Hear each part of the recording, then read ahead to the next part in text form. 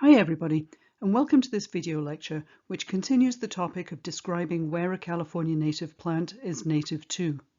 You've already learned what the definition of a California native plant is, but California and the California floristic province are large areas, and every species doesn't grow everywhere. So it can be useful to refine the description of where a plant grows natively by referring to its geographic distribution or range, and that's the main topic of this lecture. You'll also learn how to apply some of the other terminology for describing where a plant's native to, such as endemic and provenance. Lastly, you'll learn how to research a California native plant's distribution. So let's get started. The geographic distribution or range of a plant can be defined very simply as the geographic area or areas in which a plant grows naturally. And the extent of plants' distributions varies widely. Some plants have a very broad distribution, meaning they grow naturally across a wide area, sometimes across more than one continent. For example, two plants that are native to the California floristic province and are commonly used in cultivated landscapes in California are the herbaceous perennial common yarrow that you can see in the inset photo, and the grass creeping red fescue, which you can see in the main photo planted as a naturalistic meadow at a property near Cabrillo. Both these plants are also native to other floristic regions in the Northern Hemisphere. Therefore, we can describe these plants as having a very broad range or broad distribution across the Northern Hemisphere. If you were writing a technical or scientific paper, it would also be correct in these two cases to say that they have a broad distribution within the Holarctic floristic kingdom. In contrast, some plants have a narrow or restricted range or distribution, meaning they only grow in a relatively small area. An example of a plant with a narrow distribution is Cleveland sage, which is a popular California native shrub for ornamental landscapes. On the right, you can see a small photo of the flowers of Cleveland sage, and the orange and yellow shaded areas on the map show the distribution of this shrub, which you can see is limited in California to just a relatively small area in the southwest of the state. The distribution of Cleveland sage does also extend into Baja California, but that's not shown on this map. Another term you can use to qualify the distribution of a plant is endemic. Endemic means that an organism only occurs naturally in the location you're describing and nowhere else in the world. For example, you could describe the common yarrow and red fescue I mentioned earlier as both being endemic to the Northern Hemisphere. When the term's used to describe plants with a very narrow distribution, it usually implies some degree of rarity or specialness. For example, here are the flowers and foliage of the evergreen shrub Pájaro manzanita, which is endemic to Manzanita Park near Prunedale in northern Monterey County. This is the only place in the world that this shrub grows in the wild. You can use endemic as both an adjective or a noun. For example, you could say that silverleaf manzanita, which you can see in the photo, is endemic to the Sandhills plant community in Santa Cruz County. Or you could say silverleaf manzanita is a local endemic. Here's the map from the CalFlora website showing silverleaf manzanita's restricted range in Santa Cruz County.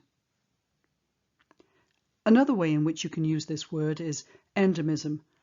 For example, you could say something like, relative to its small size, Santa Cruz County has a high level of plant endemism, meaning we have a lot of plants in Santa Cruz County that are found nowhere else. In the rest of this video lecture, you'll learn how to research the range or distribution of a California native plant. Let's use a practical example to illustrate a situation in which you might need to do this. Let's say you're putting together a planting scheme for a client in Aptos, who's told you they want all the plants in their landscape not only to be California natives, but they would also like them to be ones which grow natively in Santa Cruz County. This means you need to do some research to check that the distribution of all the plants you're selecting for this project includes Santa Cruz County. So let's run through some of the main resources you can use. If you have a copy of the book California Native Plants for the Garden, you'll see that the listing for each plant includes its geographic range and the types of habitat it grows in. The description in this book and other similar books is usually quite broad though, and doesn't give you the local detail you need for the project in Aptos. Let's take the plant blue-eyed grass, Cicericium bellum, as an example. You can see a picture of this small herbaceous perennial, which is often used in cultivated landscapes, on the left, and on the right is an extract from the book California Native Plants from the Garden. You can see that this plant's range is described as widespread in many plant communities below 6,000 feet throughout California to Oregon and northwestern Baja California. From that, you can definitely tell that the plant has a very broad distribution in California, and it does sound like it probably does grow natively in Santa Cruz County, but you don't know for sure. Another book you can use to look up a plant's geographic distribution in California is the Jepson Manual. This is the book of reference for the identification of California native plants, and everybody just refers to it as Jepson. The book is named for one of California's most renowned botanists, William Lynn Jepson, who wrote the first comprehensive guide to California's vascular plant diversity back in 1925. The Jepson Manual includes dichotomous keys for all the native and non-native naturalized plants in California. It also provides the geographic distribution of every plant based not on geopolitical county boundaries, but on geographic subdivisions that you can see in the diagram on the right. While this is useful, again, it doesn't give you the degree of detail you need for the project in Aptos. The Jepson eFlora is the online version of the Jepson Manual and is maintained by the Jepson Herbarium at UC Berkeley. It includes all the same information as the Jepson Manual, with the added benefit of color photos and the benefit of not costing you anything. For Santa Cruz County, the definitive resource for checking whether or not a plant is locally native is the second edition of the annotated checklist of the vascular plants of Santa Cruz County. This small book lists all the native and naturalized non-native ferns, gymnosperms, and angiosperms that occur in the county. If you're working in another county, you may find there's a county flora available, like the ones pictured here for Napa and Marin counties. A flora is a listing of all the plants found in a particular area, together with brief descriptions of their main physical characteristics and dichotomous keys for identifying them. The CalScape online database is managed by the California Native Plant Society and can be a really valuable resource for landscape professionals and home gardeners when you're landscaping with California natives. There are almost 8,000 plants in its searchable database, together with descriptions of the plants, names of the butterfly and moth species the plants are host to, and for every naturally occurring plant in the database, it provides a map showing the plant's estimated distribution within California, based on observations of the plant in the wild. Going back to the example of blue-eyed grass, a search in the CalScape database gives you this map of the plant's distribution within California. The great thing about CalScape is that you can then zoom in to see if any observations in the wild have been made in the area you're interested in. All of the yellow areas on this map represent observations of blue-eyed grass in Santa Cruz County. So now you can be pretty confident that it grows natively here and will be okay for your client in Aptos. If you want to do a definitive check, use the annotated checklist for the county. Another valuable online resource is the CalFlora database. Be careful not to confuse this with the wonderful native plant nursery California Flora in Fulton in Sonoma County. People often abbreviate the nursery's name to CalFlora, which can be confusing. Information in the CalFlora database is targeted more towards ecologists, botanists, and land managers, but it can also be really useful for amateur native plant enthusiasts and keen home gardeners.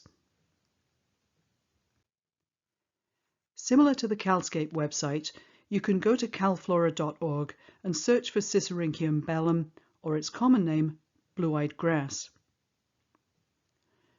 When you click on the range option for this plant, you'll see this map, which not surprisingly is really similar to the one in CalScape. Again, you can zoom in and see that many observations of blue-eyed grass have been made within Santa Cruz County. And that's what each of the blue, purple, and green shapes on this map represent. Both the CalFlora and CalScape websites have a tool called What Grows Here, where you can type in a zip code, an address, or pinpoint an area on a map, and the database throws out a list of plants that are native to that particular area. These can be really useful tools for landscape projects and would be a good place to start the planting scheme for our client in Aptos. I want to finish up this video lecture with one more term you can use to qualify the nativity of a plant: provenance. Similar to the term native, provenance refers to where something is from. In ecology and habitat revegetation work, provenance is usually used in a very specific way. Going back to our example of the landscape in Aptos, your client could tell you that not only do they want all their plants to be native to Santa Cruz County, they also want the provenance of the plants to be Santa Cruz County. This means that the seed and cuttings that the plants are grown from need to have been collected originally from naturally occurring plants in the wild in Santa Cruz County. Not many home gardeners request this, but almost all revegetation and habitat restoration projects are very specific about the provenance of plants that are planted at the project site. For example, the Santa Clara Valley Water District always specifies that the provenance of plants for its revegetation projects must be the same watershed as the project site.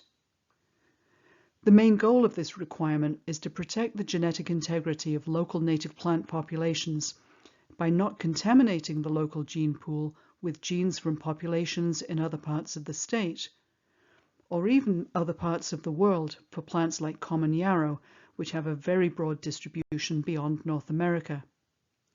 This is a topic we'll come back to in another unit.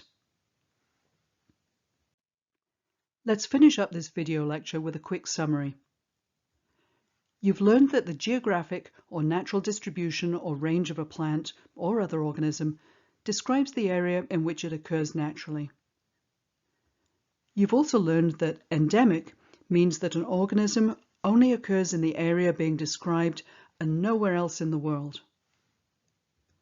Provenance refers to the original origin of the seed or cuttings from which a plant was grown. And resources for looking up the distribution of a plant in California include the Jepson Manual, some of the books on landscaping with native plants, and the Jepson eFlora. When you want to be more precise, the CalScape and CalFlora online databases are better. County Flora and in Santa Cruz County, the annotated checklist are the definitive resources. So take a well-earned break now or head back to Canvas to continue with this module.